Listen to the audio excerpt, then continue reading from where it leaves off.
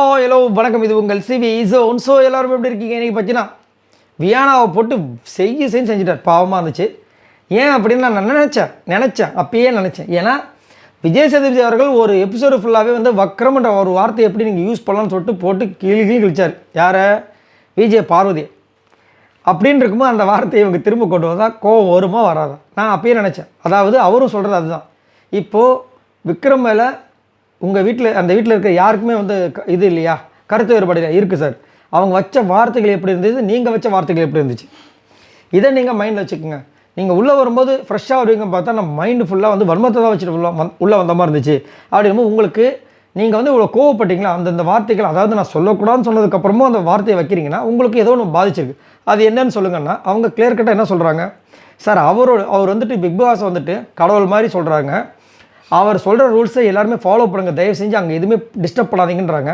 அதே இது அவர் வந்து பண்ணும்போது நம்மளாம் கம்முன்னு இருக்கணுன்றாங்க. இப்போது நாங்கள் வந்து ஏதாவது ஒரு பண்ணுறோம், ஏங்க பிக் பாஸ்க்கு ஒரு மரியாதை இல்லைங்க, நீங்கள் பாட்டு செஞ்சிட்ருக்கீங்கன்றாங்க. அதே இது இவருக்கு ஏதாவது ஒருனா நான் ப்ரோட்டஸ்ட் பண்ணுவேன், ஏங்க பிக் பாஸ் இப்போ ஏங்க எனக்கு நியாயம் கிடைக்கணுங்க அப்படின்னு உட்காராருல, அதை சொல்ல வராங்க. ஆனால் நான் ஆல்ரெடி சொன்ன மாதிரி தான், இந்த நேரத்தில் அவருக்கு சப்போர்ட்டாக யார் இருக்கணும்? விஜய் சேதுபதி அவர்கள் தான் இருக்கணும். அதனால் அது எப்படிங்க நீங்கள் சொல்லுவீங்க, அது கரெக்டான இதுவாக வராதுன்னு. அப்புறம் திரும்பவும் சொல்கிறாங்க, இல்லை சார் ஆதரவு விஷயத்தில் கூட பார்த்தீங்கன்னா காலை பிடிச்சி வாரினார், உடனே வந்து மன்னிப்பு கட்டுறாரு. அப்போ மன்னிப்பு கேட்டால் அதெல்லாம் சரியாயிடுமா சார்? அதுக்கு நீங்கள் ஸ்ட்ராங்கான ஒரு விஷயம் சொல்லியிருக்கணுமேன்ற மாதிரி அவங்க கொண்டு வராங்க. அதை சாரி கேட்டாரம்மா அப்படின்ற மாதிரி கொண்டு போய் அப்புறம் அவங்க மைண்டுக்குள்ளே இருக்கிற விஷயங்கள்லாம் வந்து சொல்லவும் பார்த்தாங்க, சுத்தமாக வரல. ஆனால் வச்சு செஞ்சுட்டாரு நம்ம விஜய் சேதுபதி அவர்கள். அதே மாதிரி அவங்க வந்து இன்னும் கிளியர் கட்டாக அவர்கிட்ட என்ன இருந்துச்சு அந்த விஷயத்தை தெளிவாகவே சொல்லவும் இல்லை. ஒன்று மட்டும் சொன்னாங்க, என்னென்னா சார் நான் வந்து இங்கே வந்து ரொம்ப நம்பி பேசுனது 2 பேர், விக்ரம் அண்டு சுபிக்ஷா. இது வரைக்கும் நான் நாமினேட் கூட பண்ணது கிடையாது.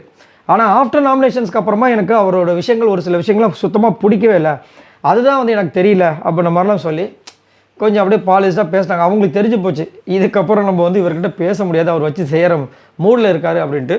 ஏன்னா குறிப்பாக 2 பேரை வந்து வச்சு செஞ்சார். ஏன்னா அவங்க 2 பேரும் தான் வந்துட்டு அங்கே வந்து ஸ்ட்ராங்கான ஒப்பீனியன் வச்சது. ஒருத்தர் மனித தன்மையே இல்லைன்றாரு, இன்னொருத்தங்க இவங்க வியானா வந்துட்டு என்ன பண்ணுறாங்க, வக்ரம் சொல்லிட்டு அந்த ஒரு வார்த்தை சொல்லக்கூடாதுன்னு சொன்ன ஒரு வார்த்தையை வந்து யூஸ் பண்ணுறாங்க. ஸோ அதனால் அவர் வந்து டென்ஷன் ஆகி இன்றைக்கி வியானா வச்சு செஞ்சுட்டாங்க. பாவமாக இருந்துச்சு. பட் இருந்தாலும் அவங்க மனசுக்குள்ளே இருந்த எல்லா பாரதி இறக்குற மாதிரி எல்லா கொஷினும் கேட்டு முடிச்சிட்டாங்க. இப்போ ஓரளவுக்கு அவங்க ஃப்ரீயாக தான் இருப்பாங்க.